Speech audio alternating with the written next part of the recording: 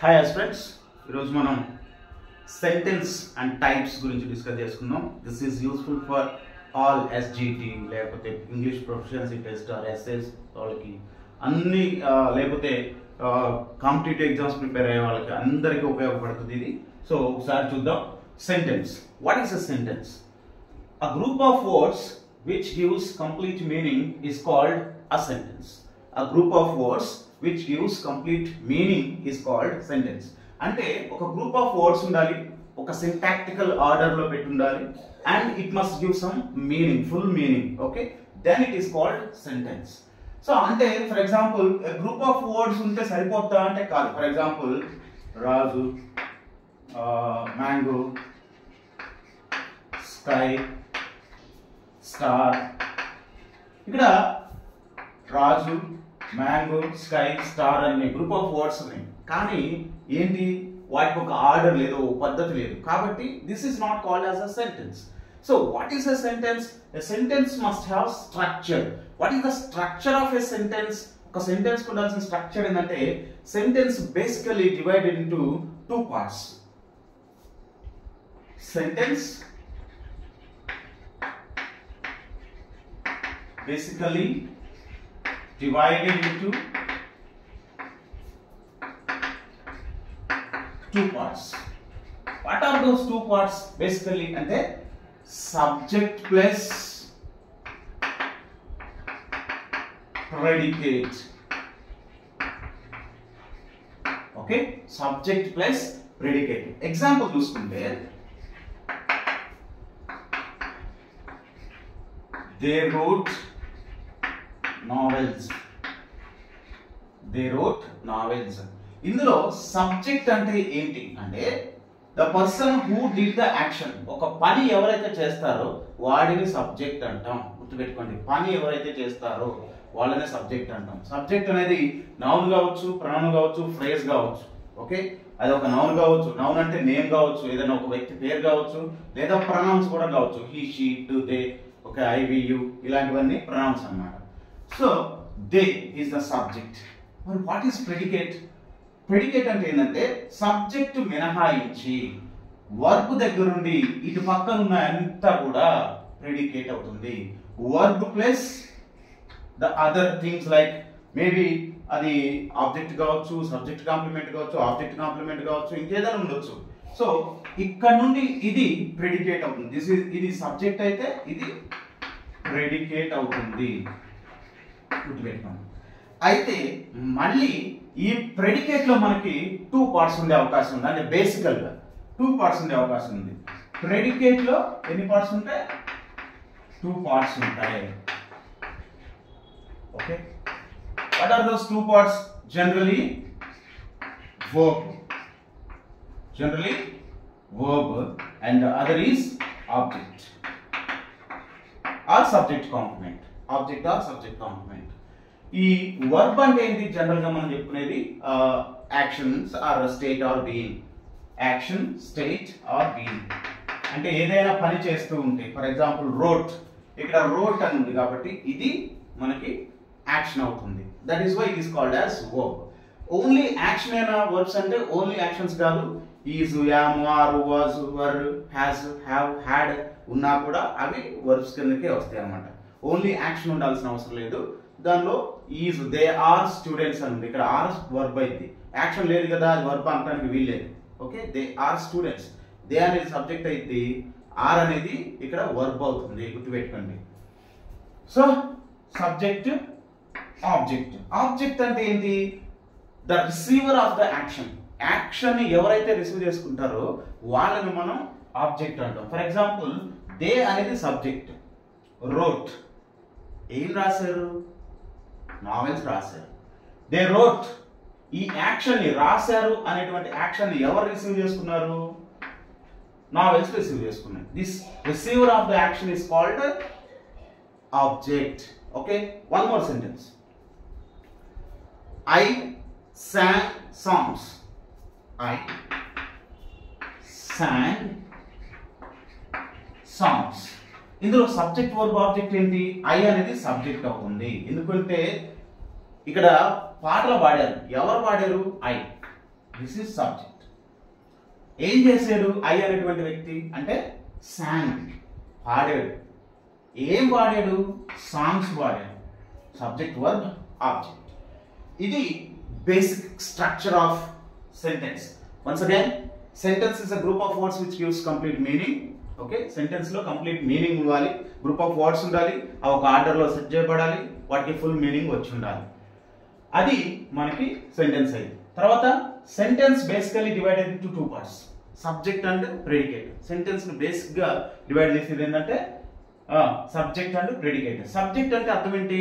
Doer of the action, పని చేసే వ్యక్తిని సబ్జెక్ట్ అంటాం. ఆ సెంటెన్స్ లో ఎవడో ఒకడు పని చేస్తూ ఉంటాడు. ఓకే, లేదా ఒక వ్యక్తి కావచ్చు, ఒక వస్తువు కావచ్చు, ఒక ఆబ్జెక్ట్ ఇంకేదైనా కావచ్చు, యానిమల్ కావచ్చు. So that is subject. మిగిలిన పార్ట్ సబ్జెక్ట్ మినహాయించి వర్బ్ కా నుండి అవతలు ఉండేది అంతా కూడా ప్రెడికేట్ అవుతుంది. సో సబ్జెక్ట్ ఇదైతే ఇది మొత్తం ప్రెడికేట్ అవుతుంది. ప్రెడికేట్ లో మళ్ళీ మనకి ఎన్ని భాగాలు ఉంటాయంటే రెండు భాగాలు బేసిక్ గా, వర్బ్, ఆబ్జెక్ట్.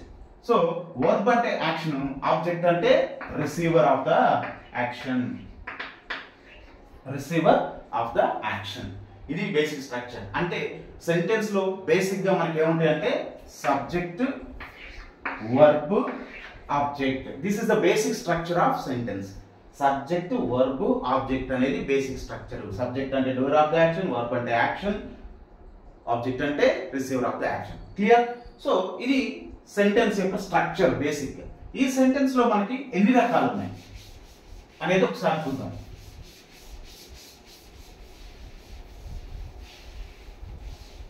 సెంటెన్స్ లో రకాలు మనకి జనరల్ గా there are 4 types of sentences. There are 4 types of sentences. ఈ 4 types of sentences ని జనరల్ ఇంకోటి కూడా యాడ్ చేస్తారు దీనికి, ఆప్టేటివ్ అని చెప్పేసి నేను చెప్తా ఉన్నాను. So the first one is assertive sentence, లేదా దీన్నే డిక్లరేటివ్ సెంటెన్స్ అంటాం. డిక్లరేటివ్ సెంటెన్స్ అంటాం. సెకండ్ వచ్చేసరికి imperative sentence. Imperative sentence. Next మూడోది వచ్చేసరికి ఇంటరాగేటివ్ సెంటెన్స్. Interrogative sentence. నాలుగోది వచ్చేసరికి ఎక్స్క్లమేటరీ సెంటెన్స్.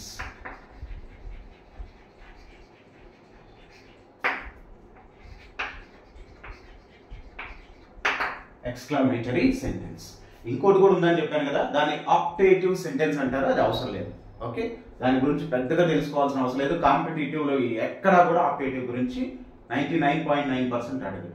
ఓకే, కావాలంటే అది కూడా చెప్తాను ఎండింగ్ లో, బట్ ఈ 4 మాత్రమే కాన్సన్ట్రేట్ చేయండి. Okay, now what is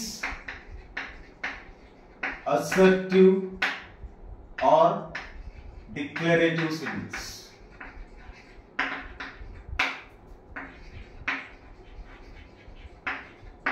What is assertive or declarative sentence? Assertive or declarative sentences declare the statements, just statement, general statements.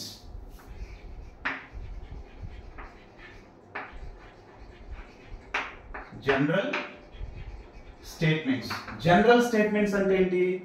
Normal గా I am writing English. I am subject, I am writing verb, English object. Subject, verb, object pattern common గా subject తో start అయ్యి verb, object pattern. So ఇలా లేదా they can play cricket. They can play cricket. Okay, subject, verb, object. Okay, అలాగే we have arranged a party. we have arranged a party. We subject have arranged verb, a party is object. ఇలా ఏమైనా రాసుకోవచ్చు. She is a girl. You are a teacher. Okay, you are a teacher. ఇలా మనం ఎన్ని రాసుకున్నా sentences, normal sentences, subject verb object లేదా subject verb subject complement తోటి sentences ఇలా రాసుకోవచ్చు. ఓకే, ఇది assertive type of sentence. Assertive అంటే ఏం లేదు, general statements. We are going to market, they are coming here, I am playing cricket, you are playing chess, or I am cooking curry. So ఇట్లా ఏ sentence చెప్పినా అదంతా కూడా maximum assertive declarative sentences అవుతాయి. Okay, next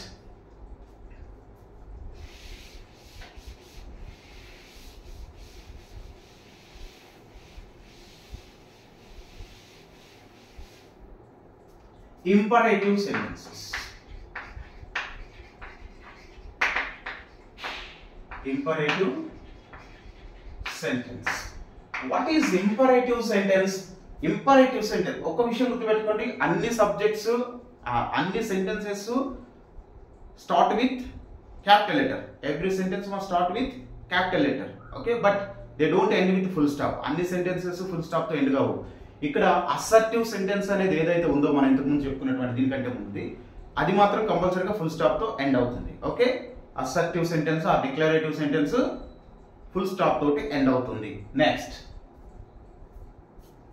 imperative sentence. ఇక్కడ imperative sentence deals with commands,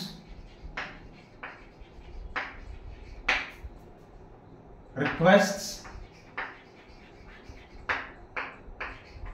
suggestions. Okay, suggestions ఇలా command, request, order, suggestions చెప్పేది imperative sentence. Imperative sentence అంటే కమాండ్, రిక్వెస్ట్, ఆర్డర్స్ అని చెప్పేది. సో ఇది ఎలా ఉంటుందంటే, what is the speciality of this particular sentence is it starts with direct verb. దానిలో మనం అసర్టివ్ డిక్లరేటివ్ ఏం చెప్పుకున్నాం, సబ్జెక్ట్ వర్బ్ ఆబ్జెక్ట్ ప్యాటర్న్, అంటే బిగినింగ్ సబ్జెక్ట్ ఉంటుంది. ఇక్కడ మాత్రం అలా కాదు, డైరెక్ట్ గా వర్బ్ తోనే స్టార్ట్ అవుతుంది. ఫర్ ఎగ్జాంపుల్ కమ్ హియర్, ఇది కమ్ అనేది వర్బ్, రా అంటున్నాం. సో ఈ కమ్ అనేది ఇక్కడ మనకి verb. Don't write English or don't speak Telugu.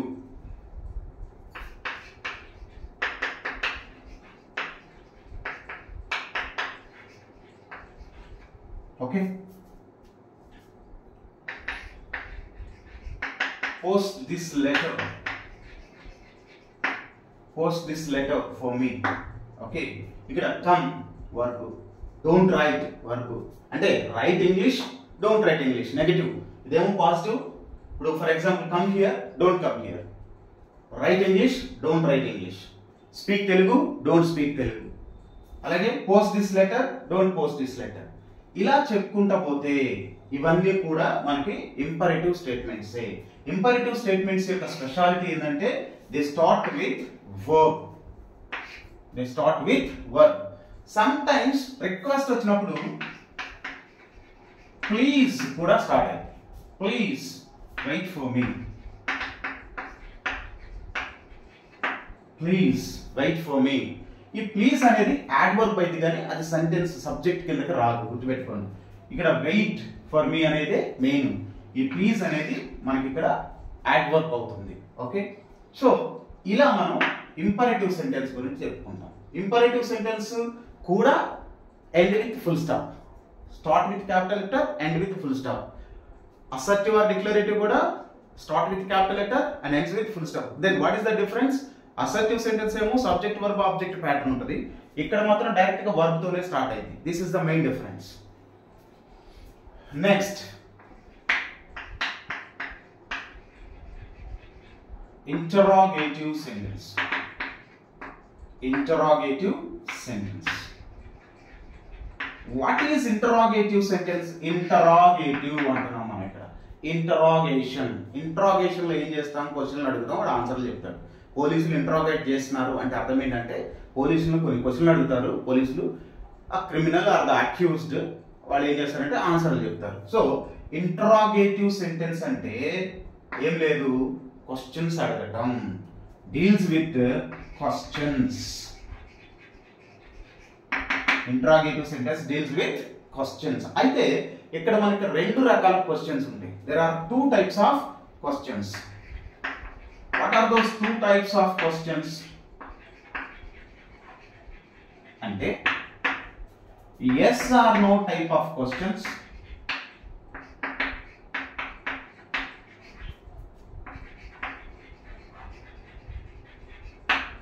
yes or no type of questions, WH type of questions.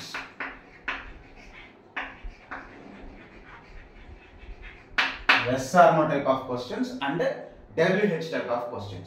Yes or no type of questions అంటే ఏంటంటే the answer will be yes or no, either yes or no. Answer అనేది ఇప్పుడు కూడా మనకి either yes or no. For example, are you listening? Yes. Are you understanding? Yes. See, itla yes or no type of questions అనేవి ఎప్పుడు కూడా they seek just answer yes or no, yes లేదా answer. అంటే ఇవి ఎలా start అవుతాయి అంటే yes or no type of questions ఎప్పుడు కూడా హెల్పింగ్ వర్బ్స్ తోటి స్టార్ట్ అవుతాయి. హెల్పింగ్ వర్బ్స్ తో మాత్రమే స్టార్ట్ అవుతాయి. ఓకే, హెల్పింగ్ వర్బ్స్ తో మాత్రమే స్టార్ట్ అవుతాయి.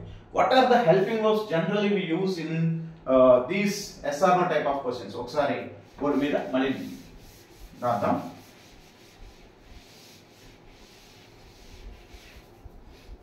రైట్, ఇంటరాగేటివ్ లో first one yes or no type of question.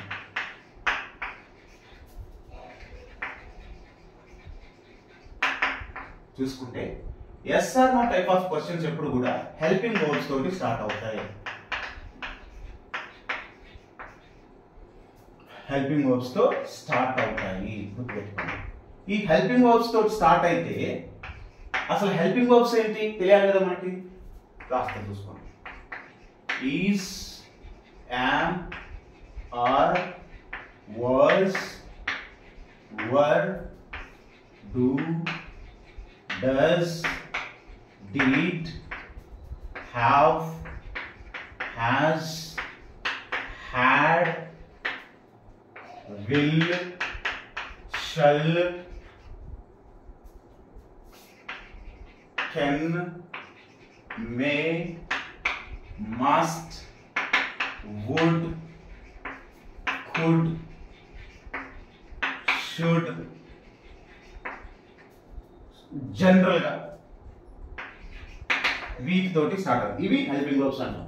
Is, am, are, was, were, do, does, did, have, has, had, will, shall, okay, can, may, must, would, should, could etcetera. వీటిని helping verbs అంటాం. ఎలా అంటే for example, is your father busy? Is your father busy? Yes or no? Next, am I coming to party? ఇక్కడ చూడండి, sentence question mark తోటి end అవుతూ ఉంది. Okay, తర్వాత are you writing? Are you writing? Do you love your parents?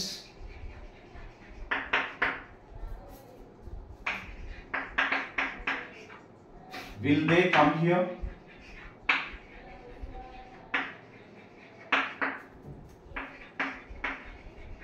Should we go there? So ఇవన్నీ కూడా మనకి yes or no type of questions. Okay, ఇలా రాసుకుంటూ వెళ్ళిపోతే చాలా వస్తాయి. తర్వాత The second type in interrogative is WH type of questions. WH type of questions అంటే ఏంటంటే ఇక్కడ WH వర్డ్స్ అనేవి యూజ్ చేస్తాం. అంటే WH వర్డ్స్ అంటే ఏంటి? What, why, where, when, which, who, whose, whom, why, ఇవన్నీ కూడా మనం రాస్తాం. ఓకే, వీటితో స్టార్ట్ అయితే అది WH టైప్ ఆఫ్ క్వశ్చన్. ఈ WH టైప్ ఆఫ్ క్వశ్చన్స్ కి మినిమం ఒక వర్డ్ అనేది ఆన్సర్ ఇవ్వాలి. ఎస్ఆర్ నో కాకుండా కనీసం ఒక వర్డ్, ఒక పదం అనేది మనం ఆన్సర్ ఇవ్వాలి. రైట్? అంటే what are the WH type of questions words అంటే ఇక్కడ మనకి జనరల్ గా 9 ఉంటాయి. What, why, where, when, which, who, whom, whose, how. 1 2 3 4 5 6 7 8 9. So ఈ 9 క్వశ్చన్ వర్డ్స్ అనేవి మనకి వీటితోటి స్టార్ట్ అవుతాయి. WH టైప్ ఆఫ్ వర్డ్స్ అంటే ఏంటి అనుకుంటున్నారు? WH వాట్ లో, వై లో, వేర్ లో, వెన్ లో, W ప్లస్ H స్టార్ట్ అవుతుంది కాబట్టి అనుకోకండి. W ప్లస్ H అంటే ఇది కూడా హౌ తోటి కూడా కలుపుకొని W ప్లస్ H హౌ, అందుకే వీటిని WH క్వశ్చన్స్ అంటారు. అంతేగాని ఈ W పక్కన వాట్ ఉంది కాబట్టి WH క్వశ్చన్స్ అన్నారని ఎప్పుడు అనుకోకండి. W and H. ఓకే, ఇందులో జనరల్ గా example, what are you doing? What are you doing? Question mark. Where are you going?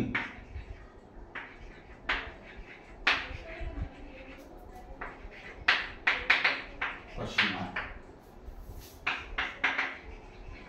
How did you come here? అలాగే who opens the box? So ఇవి WH type of questions. Okay, SRO type of questions, WH type of questions. వీటికి structure అనేది అప్పుడప్పుడు మనకి sentence correction లో ఏం చేస్తాడంటే what are you doing లో ఏం చేస్తాడంటే వాట్ యు ఆర్ డూయింగ్ అని ఇస్తుంటాడు. సో ఈ సెంటెన్స్ లో ఉన్న రాంగ్ ఏంటి కనిపెట్టండి అంటాడు. ఏంటి wrong?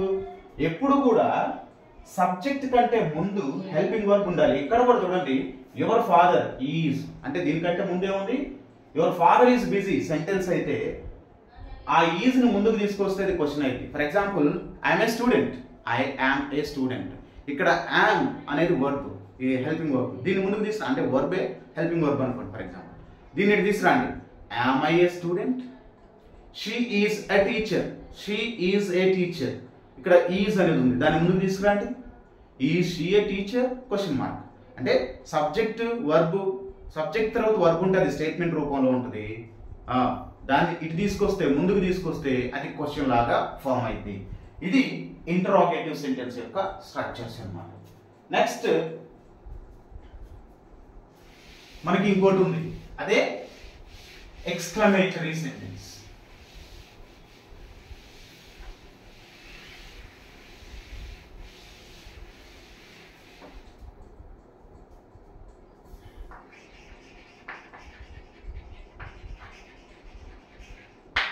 Exclamatory sentence. Exclamatory sentence is nothing but it deals with sudden shock or surprise or sudden expressions or feelings. Okay, deals with sudden expressions, sudden expressions of shock, అది shock కావచ్చు, surprise కావచ్చు, wonder కావచ్చు, లేదా sadness కావచ్చు, లేదా happiness కావచ్చు. దీన్ని మనం ఓకే ఎక్స్క్లమేటరీ సెంటెన్సెస్ అంటాం. వాటిని సడన్ ఎక్స్ప్రెషన్స్, వావ్ అని చెప్తుంటాం. Okay, hooray we won the match అని చెప్తుంటాం.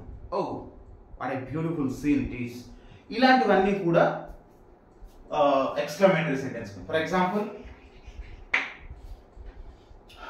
alas, he is in trouble. So ఇక్కడ దీన్ని అండర్లైన్ చేస్తాడు. దీన్ని అండర్లైన్ చేసి what type of sentence is that అని చెప్పేసి కానీ ఇట్లా ఇస్తే ఇది ఎక్స్క్లమేటరీ సెంటెన్స్. లేదా what a nice rose it is, what a nice rose it is అంటాడు. సో వీటికి మెయిన్ గా మీరు అబ్జర్వ్ చేయాల్సింది ఏంటంటే ఇంటర్జెక్షన్ అంటారు దీన్ని. ఇట్లా ఓన్లీ వన్ వర్డ్ ఇచ్చి పార్ట్స్ ఆఫ్ స్పీచ్ లో అండర్లైన్ చేయమంటే అది ఇంటర్జెక్షన్ అయింది.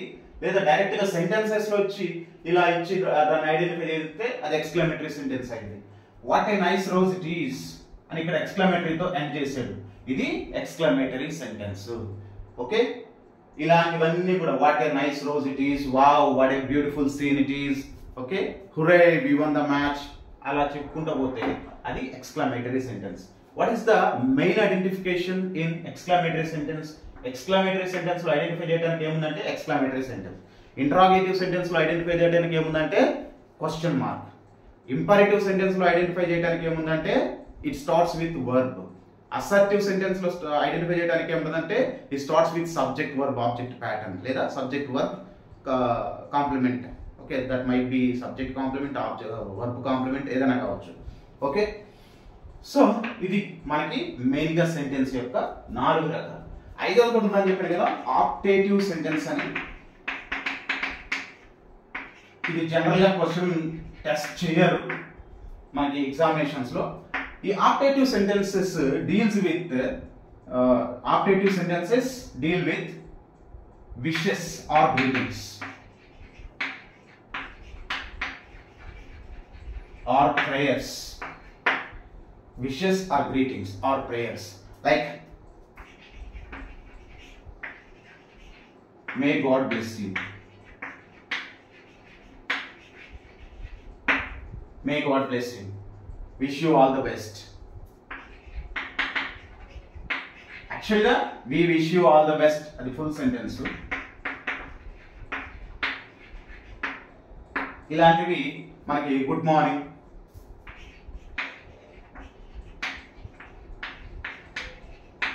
ఇలాంటి వాటిని ఏమంటామంటే ఆప్టేటివ్ సెంటెన్సెస్ అంటాం. ఇది సెంటెన్స్ యొక్క full structure. Okay, next class లో మనం పార్ట్స్ ఆఫ్ స్పీచ్ గురించి డిస్కస్ చేసుకుందాం. అంతవరకు సెలవు.